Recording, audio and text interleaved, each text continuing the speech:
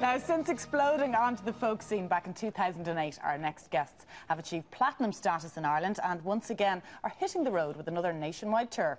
With appearances at Oxygen, a tour of America, and even a climb of Kilimanjaro.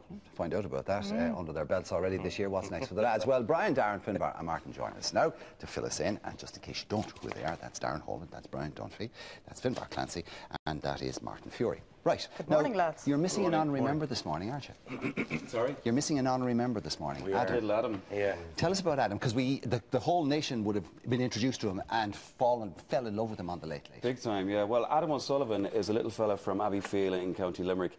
And we first came across Adam at the INEC in Killarney, and his parents brought him along to see a few shows that we did there last year.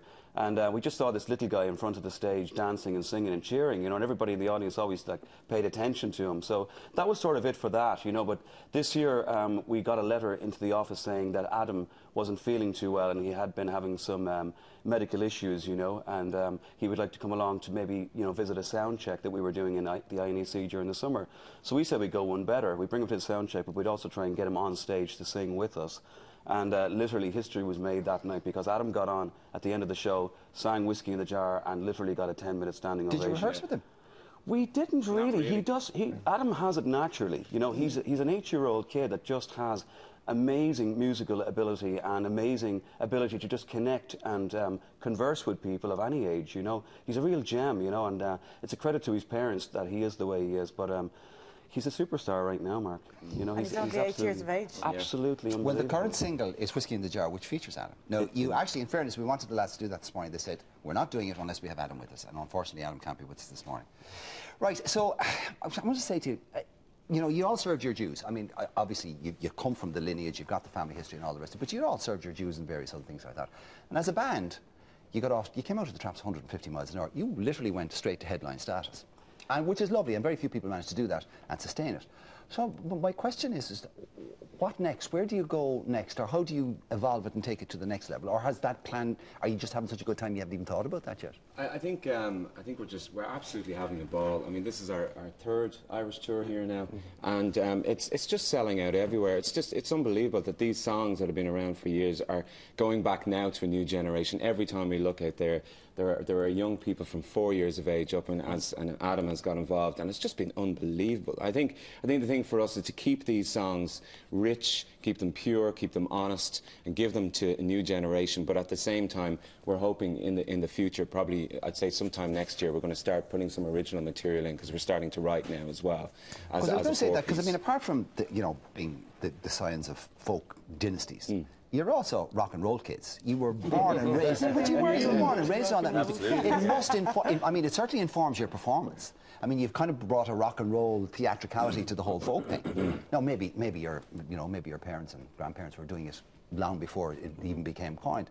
So, I mean, there must be that side of you trying to kind of force its way in. Yeah. Well, I mean, I know that there's a few of us that myself and Martin were in different bands, but rock, absolutely a rock band. Started off in a rock band. I remember going on an Irish cruise with the Clancy Brothers, and Americans coming up to me and asking me to sing Brendan on the Moor, and I didn't know any of the words, and they were looking at me as if I had two heads. I said, you're a Clancy, you don't know the words of the Brendan on the Moor. So I mean, it definitely came from the rock and roll background, but that's all I have to say about it. What do you have to say? With your success, lads, comes, you know, all these gigs and appearances and touring. Does it get a little bit draining, or are you just absolutely relishing the whole opportunity? I think we're loving it so far. You know, we still can't believe that we are on the level we're at with this. You know, and we are another ballad group. We do try and keep it fresh. I think the main element of the High Kings is the fans that keep constantly coming back to every show. We just kicked off our tour in Omagh and Letterkenny just this past weekend. Can't believe the crowds that are coming out to see us. It's shaping up to be the biggest and best tour yet. So, you know, as long as that's happening, we're here to provide the entertainment. I think people don't understand, for performers and musicians particularly, as long as there's people coming through the door and they're happy to see you and they're giving you that energy from there, you'll keep going as long as you can stand. I mean, people say to musicians, actually, there's a great quote from Keith Richards during the week about how long are you going to keep going? who said we ever had to stop? What a time frame are this? It's true, though. It's But true. it is. I think, like, my father was a musician, and he said, well, sure, what am I going to do? It's like, it'll be like stopping breathing. Yeah. You know, and his generation would, like, they'd be halt and lame, and they'd still be going to their jazz sessions. They couldn't play anymore, but Jesus, they gave it a go. And I'm sure that's probably, I mean, that's the tradition you all come from, isn't it? Absolutely, yeah, absolutely. Certainly. Oh, yeah. Put on the... You're doing, you've made the Grand Canal your kind of home, so you've got a big one coming up there very shortly. 28th of November. 28th of November. We're going to put the dates up as well. And as we said, we can't do Whiskey in the Jar this morning because Adam isn't here, and fair play to you. So what are you going to do instead? We're going to do the start of the County Down. In your own time, lads, off you go. Near Banderstown at the County Down one evening last July. Down a boring drink of a sweet Colleen, she smiled as she passed me by. She looked so neat in her two bare feet, the sheen of her nut brown hair. Such a coaxing love, to shaking myself to make sure I was standing there. From Bantry Bay to Derry Cave, from Galway to Dublin town, no maid I've seen at the fair Colleen that I met in the County Down. She hung with bed and I shook my head and I guessed the feeling there. And I says I do a passerby, who's your one with the nut brown hair? He smiled at me and with pride says he's just that gem of old Ireland's crown. Young Rosie look out for the vice of the band and the start of the County Down. From Bantry Bay to Derry Cave, from Galway to Dublin town, no maid I've seen at the fair Colleen that I met in the County Down. She'd a soft brown eye and I looked so sly and a smile like a rose in June. And yeah, he's nothing her off and told her she looked at them dancing tunes. The bad didn't dance, she'd be in a trance. She said to a jig or a reel. Oh! And she told her she took it so your heart she would like steel. From Bantry Bay to Derry Cave, from Galway to Dublin town, no maid I've seen at the fair Colleen that I met in the County Down. I was there, she was surely there, and her dress every Sunday goes. My hat got bright, and my shoes shone bright, it was mine with a nut brown rose. No horse I yoke, no pipe I smoked, but the rustily blouse turned brown. And a smiling bride by my side to start the County Down. From Bantry Bay to Derry Cave, from Galway to Dublin town, no maid I've seen like the fair Colleen that I met in the County Down.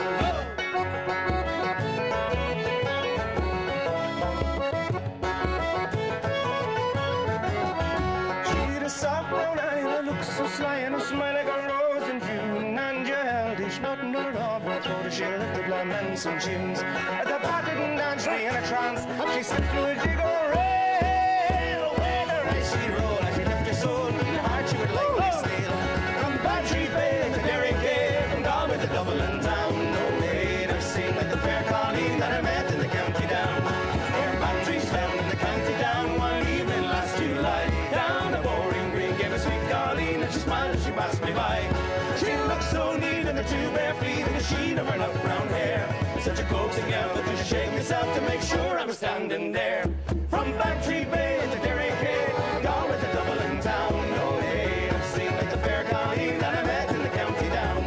From Bantry Bay to Derry Cave, Galway to Dublin town, no maid I've seen like the fair Colleen that I met in the County Down. From Bantry Bay to Derry Cave, Galway to Dublin town, no maid I've seen like the fair Colleen that I met in the County Down.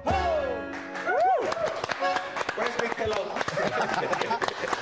Spot the Northerner. That's for Darren Fitz, our floor manager, who is... Who's jumping around. he was enjoying that a little bit, and he's from Tyrone. So anyway, listen, lads, thanks very much. Congratulations. That's blown the And we wish you cobwebs all the off best. us this It morning. most certainly has.